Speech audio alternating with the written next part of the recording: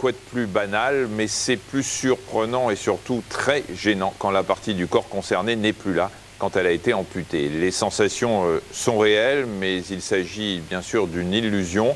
C'est ce qu'on appelle avoir un membre fantôme et la plupart du temps, cela va de pair avec des douleurs fantômes. Oui, alors ce phénomène a été décrit pour la première fois dans la littérature médicale au XVIe siècle par Ambroise Paré, le père de la chirurgie moderne.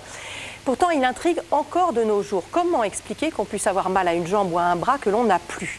Eh bien, on doit d'abord comprendre comment ça se passe normalement. Il faut savoir que chaque partie du corps est reliée au cerveau par un réseau nerveux à deux sens. Un sens aller qui envoie des messages sensoriels vers le cerveau et un sens retour qui envoie des messages moteurs qui permettent notamment les mouvements.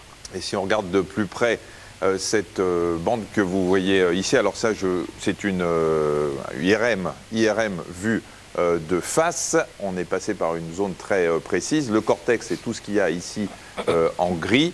C'est la zone la plus superficielle ici et de chaque côté, bien sûr, c'est ce qu'on appelle la circonvolution de Rolando. Elle reçoit des signes tactiles en provenance de la surface de la peau et des autres organes des sens. C'est ce qui permet au cerveau de créer une représentation mentale de l'organisme, autrement dit, d'avoir conscience de l'existence de chacune de ces parties. Regardez justement cette représentation schématique. Alors vous voyez ici le cerveau, l'avant est ici, l'arrière est là. On a coupé juste à ce niveau-là. Ici, vous avez le cerveau et regardez cette représentation, c'est ce qu'on appelle l'homonculus. Vous voyez ici les pieds, là, pour